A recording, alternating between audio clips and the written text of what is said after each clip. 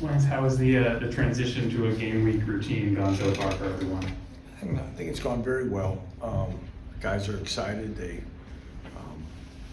I thought Saturday's practice after our mock game on Friday, I thought they turned the corner as far as kind of legs starting to come back, feeling good. They had great energy. I think we're on a good pace and we're excited about kickoff.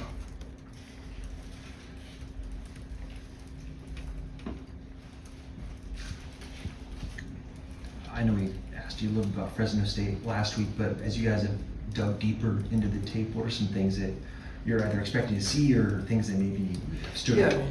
Yeah, I think we said this last week a little bit. That we're watching some Fresno State stuff from last year.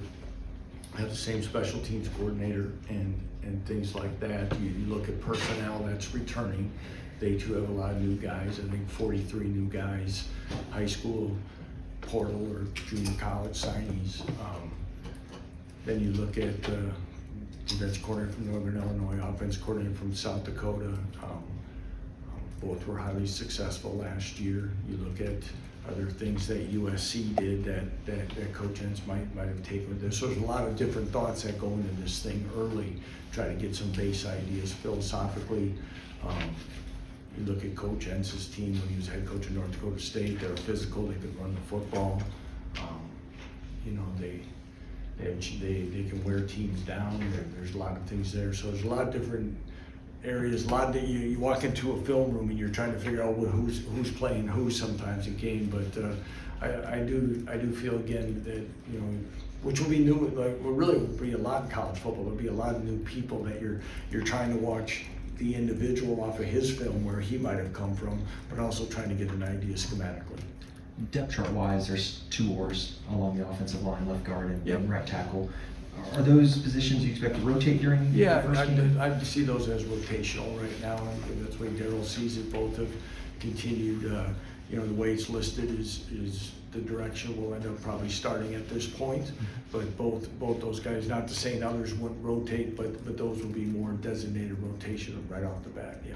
And punt returner Tate Nagy wins that job. What has he done to really impress you guys? He's done an excellent job,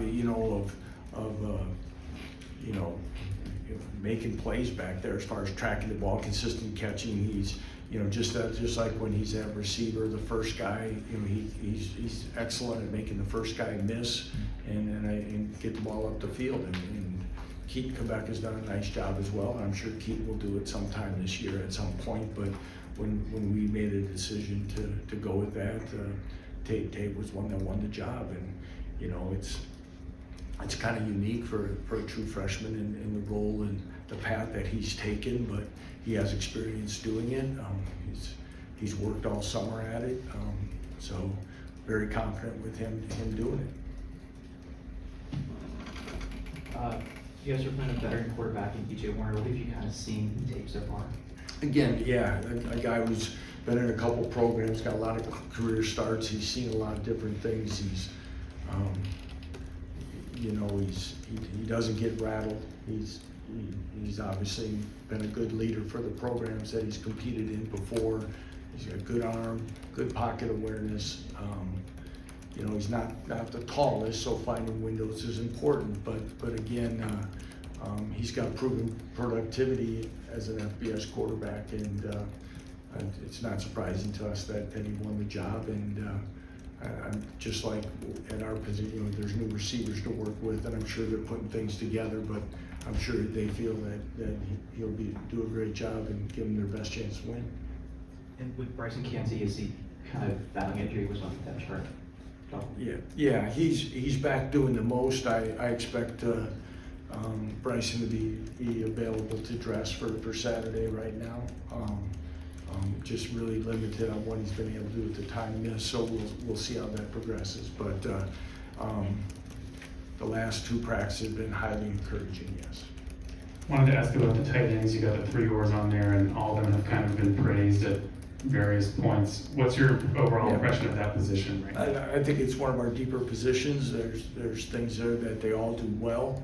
They've all competed. They understand that they'll all have roles, and I expect all 4 to play, and situationally, whether it be different packages or things, but as we know, as we go through it, people will start charting what are you doing with which guys in the game. So we want to make sure that they all know what they're doing in all the packages, and as we continue to see that as a competitive position. And guys are that are very capable. And then I also wanted to ask about the outside corner spot where you have Austin starting. I know DJ was banged up at times, but Yeah. how would you describe the situation there? Yeah, it's exactly the way you said it. You know, DJ had an excellent spring, but he's just back to getting going again. I thought that, he was out there today. He made a few nice plays out there today. He's getting more back in the swing of it. But Austin's had a good camp. He's worked extremely hard, and as we progress right now, that's where we'll start. But between DJ and Jaleel, I think we probably have a little more experience at corner at the backup position than we did a year ago when we had the true freshmen there. So Jalen and Austin haven't played a lot or at all yet in the college football game, but we're confident in them, from just like we were the day they became Jayhawks, that we thought this day would come for them. Got another one, Michael? It looked like you had one. You're raising your hand. I'll wait for it. Oh, I'm just curious for you, coming out of camp, big picture, how do you feel about your team and where it's at right now? I've said to our team before that we've got a chance to be a really good football team. Again, you've got to get to a point where you got to go out and play and get evaluated against somebody else. I think we've gotten better as camp going on consistency. Part of it, you're throwing so much at them, and then you narrow things down for game plans and that. But this group is willing; they're very coachable. We've eliminated distractions. It's come together in a way that we had hoped it would with the additions. Now, it's a matter of going out though and producing and doing the way it has, the way you want it to be on game day, and Saturday will be the first evaluation of this football team. But I'm pleased by the efforts of our staff and getting this group to this point, and excited to see what I was thought about what I was going to be asked in some of these things, and I was going to make sure I didn't say the word anxious to play, because anxious can mean you're nervous about other things. I'm excited to see this team play. I like the makeup of it. I like their disposition on how they go about it. But time will tell, as we know.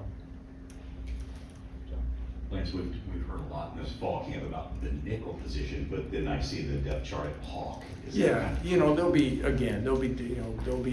nickel, and there'll be somebody playing that spot. You've got hybrid guys in there that have done some different things as we present different looks, and just for the consistency part of it, we kept the Hawk title in there for now.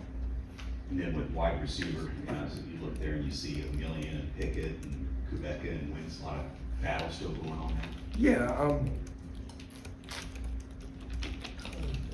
Again, Doug has had his best camp as a Jayhawk. Has worked extremely hard. Cam missed some time. Levi and Keaton, they're all going to play, and that's the thing is in some of the time, as we told them, as we go through, some of it may be how it progresses through the week, packages that they're going to be in on, at least in the first, as we roll through things, and what we decide as far as opening series plays. So who's exactly on the field and to start the game, whether it be 11 personnel, 12 personnel, any of those type of things will always kind of vary week to week. So, but we've got it listed there as is right now.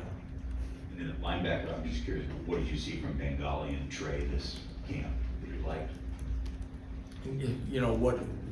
What we hoped for when we recruited them. Length, athleticism, especially out of Bengali. Trey's a very steady football player that's a savvy guy that's got a great feel. He's got snaps under his belt in our conference. They're intelligent football players. You can throw a lot at them, and we're excited, like I said, to see them on the field. Lance, you've talked about distractions and limiting them, and obviously you've also praised this team and a bunch of these guys for how they've handled them over the last however many months, years even. going back to the bridge on the east side and being displaced and all that stuff. The one you haven't been able to prepare for is opening a stadium and getting out there. Will you talk much about that? Will that be early in the week? Will you talk at all? How do you handle that going into Saturday? Yeah, I don't know. I forgot about that bridge. It's been a long time, hasn't it? And all the different things. You know, it's my wife and I were just walking over, and as we were talking, just there's still a lot of people around here, doing little things yet, and there's a lot of things that can be distracting. And then our job is to get ready to play, and we've had a chance to practice in there. Again, it'll be exciting. I've said the word exciting a lot today.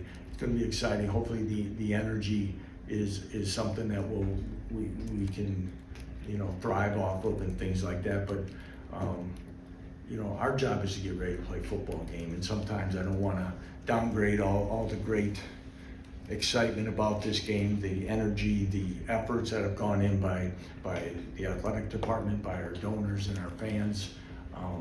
But in many ways, I sometimes equate this to a homecoming game.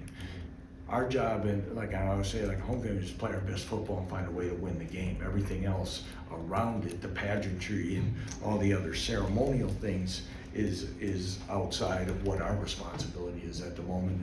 Our job is to go out and play our best game for our fans.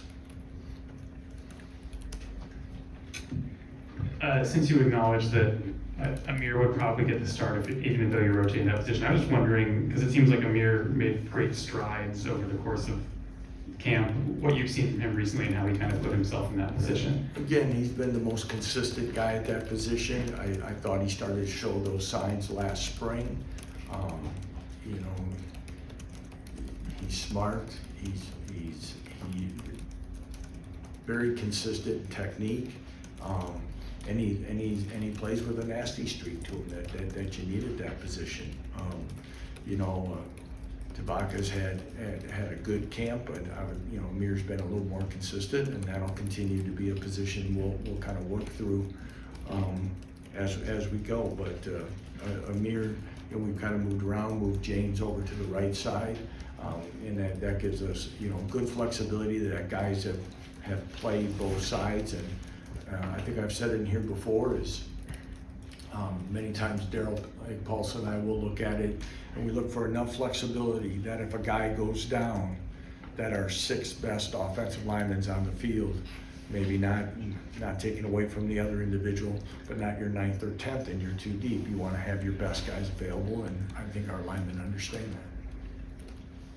Anything else for Coach Leipold? All right. I'll just let you know, we announced after practice here our captains for the season.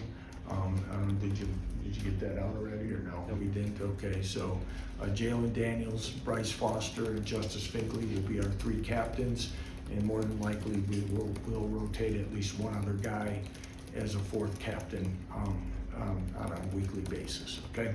All right. Thanks, guys. Have a good day. Thanks.